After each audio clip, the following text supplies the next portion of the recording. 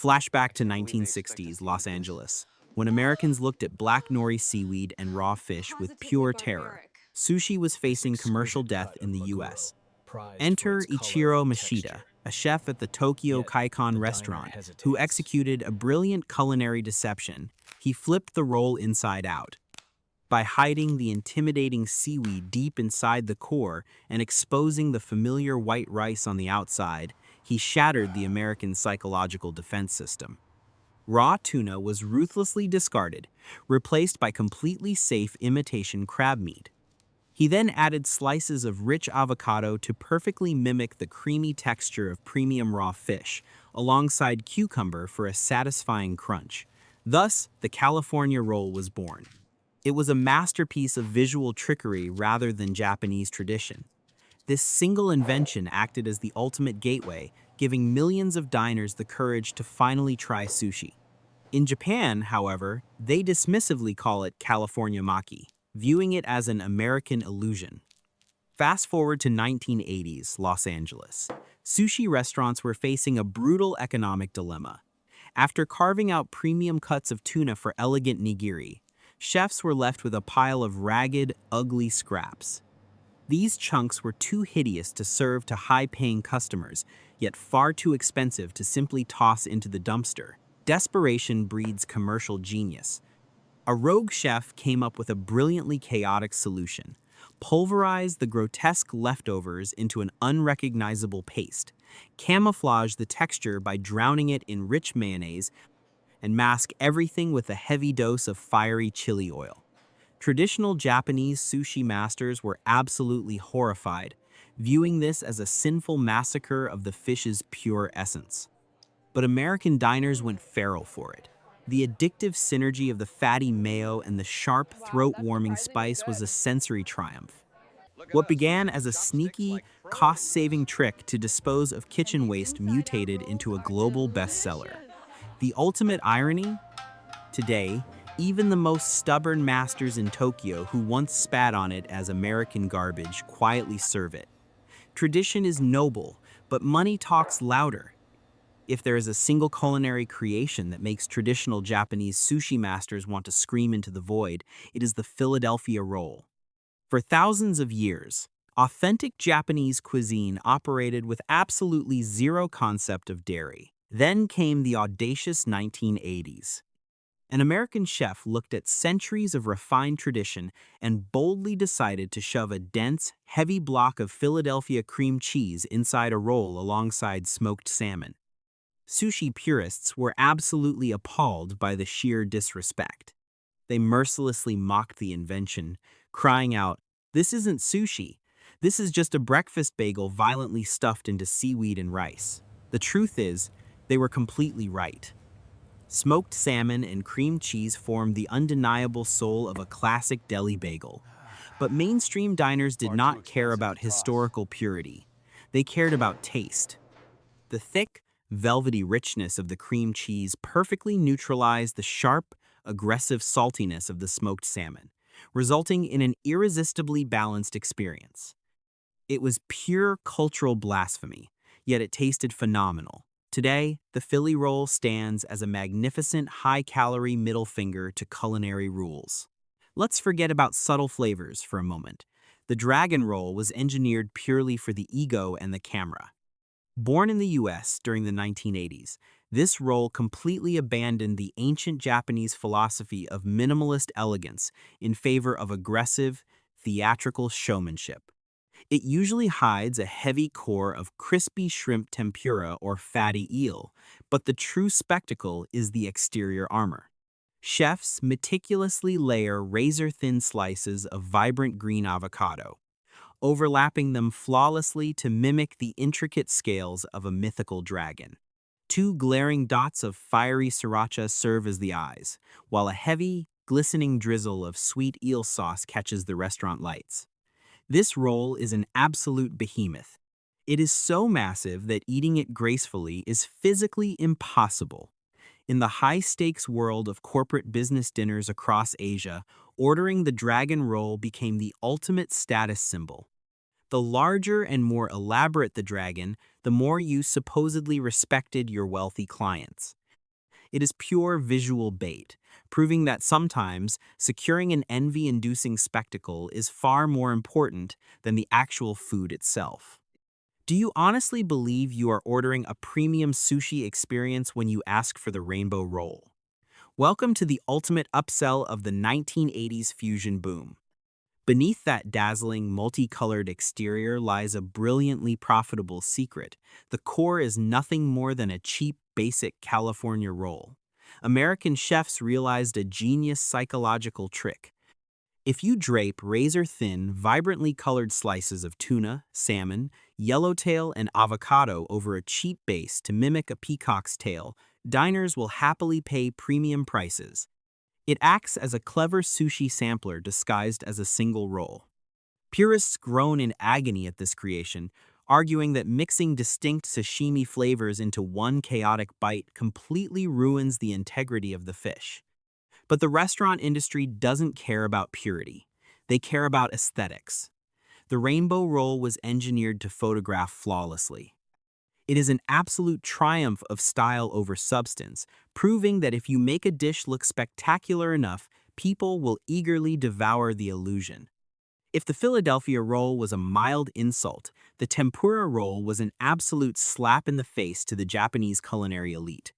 Some rogue chef looked at a delicate, refined sushi roll and had the brilliantly arrogant thought, what if we just toss this entire thing into a vat of boiling oil? Traditional sushi masters nearly had heart attacks, frying the rice, destroying the delicate texture of the fish with extreme heat. It was culinary blasphemy of the highest order.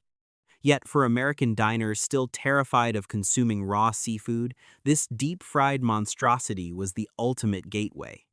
Battering and frying the entire roll created an unprecedented sensory experience. The golden, crispy exterior shell shatters upon the first bite, fiercely contrasting with the warm, gooey, and surprisingly fluffy rice hidden inside. But there is a massive catch to this indulgence. This roll is a ticking time bomb. You have exactly 5 minutes to eat it before the trap steam turns that glorious crunch into a sad, soggy oil log disaster. To this day, many traditional restaurants flat out refuse to make it, preferring to lose money rather than surrender their dignity to a deep fryer. In the 1990s, American chefs completely shattered the most sacred rule of sushi: temperature. For centuries, sushi was strictly served cold or at room temperature. Then came the Volcano roll, violently introducing the concept of baked sushi to the world. They started with a safe, basic California roll, but then piled a massive, chaotic mountain of chopped scallops, crab meat, spicy mayo, and heavy cheese right on top. They shoved this entire creation into an oven until the top bubbled into a golden, gooey crust. But the food itself wasn't the main attraction. It was the theatrical manipulation of the crowd. Chefs would aggressively drizzle bright red sriracha down the sides to mimic molten lava, or splash it with alcohol and literally set the roll on fire at your table. Traditional Japanese chefs watched in absolute horror, correctly pointing out that this wasn't sushi, it was a seafood casserole. But the roaring crowds didn't care. The intoxicating contrast between the piping hot, creamy topping and the cool rice made it an instant legend. If the tempura roll was considered a reckless rebel, the Las Vegas roll is an absolute, unhinged lunatic. Welcome to the early 2000s, the moment when American fusion sushi reached peak culinary insanity. True to the spirit of its namesake city, this roll is a bold monument to gluttony, excess, and the total collapse of traditional boundaries. The construction is pure chaos. Take raw salmon, rich avocado, and a massive brick of heavy cream cheese. Roll them tightly, then commit the ultimate culinary sin by battering and plunging the entire log into boiling oil. Once this deep-fried torpedo emerges, chefs unapologetically drown it under heavy squiggles of spicy mayo, sweet eel sauce, and fiery sriracha. Many even throw raw jalapeno slices on top just to amplify the madness. This creation is a devastating calorie bomb, packing over 500 calories into just 6 pieces. It is so overwhelmingly rich it functions more like a decadent, savory dessert. Inside, the cream cheese melts into dangerous molten lava, violently contrasting the shatteringly crisp shell. Your arteries might weep, but your taste buds will absolutely sing. Traditional Japanese masters refuse to even discuss it, dismissing it as a grotesque insult to their art. Yet, in casual restaurants, this beautiful disaster reigns as an undisputed bestseller, proving that sometimes there is no such thing as too much. The turbulent and controversial evolution of American-style sushi is far more than a mere culinary chronicle. It is a profound masterclass in psychological adaptation, strategic positioning, and the relentless courage to disrupt the status quo. My core perspective, drawn from the ashes of mocked traditions and the rise of fusion empires, is that tradition should serve as a solid foundation to build upon, never an iron cage that suffocates innovation. The gatekeepers of purity will always demand absolute adherence to the past, but true visionaries understand that survival and unprecedented success belong to those who are intimately attuned to the shifting desires of their audience. The most profound lesson here is the art of flipping the narrative, beautifully exemplified by the California roll. When faced with an audience terrified of raw fish and black seaweed, the creator did not arrogantly force them to adapt to his cultural pride. Instead, he exercised profound empathy, hiding the intimidating elements and presenting a comforting, white rice exterior that completely shattered their psychological barriers. The actionable solution here for your own endeavors is to stop aggressively pushing your raw, unfiltered ideas onto a resistant world. Whenever you face rejection, pause and ask yourself how you can visually and emotionally repackage your message. Meet people where they are, wrap your complex concepts in a familiar, safe exterior, and gradually guide them toward your core value. Furthermore, the spicy tuna roll teaches us the sheer alchemy of transforming perceived flaws into undeniable strengths. Do not wait for the perfect, premium resources to start your journey. We all have ugly scraps, a past failure, a limited budget, or an unrefined skill. The solution is to stop hiding these imperfections and instead mix them with your own unique sauce. A bold attitude, a fresh perspective, or a relentless work ethic to forge a highly addictive signature style that no one else can replicate. However, stepping out of the conventional mold requires an ironclad emotional resilience, as seen with the deeply polarizing tempura and Philadelphia rolls. When you dare to fry the sacred or mix the unmixable, the traditionalists and critics will aggressively label your efforts as an insult. The vital solution is to completely detach your self-worth from the validation of conservative gatekeepers. Measure your success by the tangible impact you make, the conversions you generate, and the genuine connection you build with your actual audience, rather than the fading applause of those who refuse to evolve. Finally, we must acknowledge the absolute dominance of visual storytelling, championed by the dragon and rainbow rolls. You might possess the most profound substance in the world, but in an era of fleeting attention spans, aesthetic brilliance is the ultimate hook. The solution is to deliberately craft your dragon scales. Invest heavily in how you present yourself, your brand, and your ideas. Visual appeal is not superficial.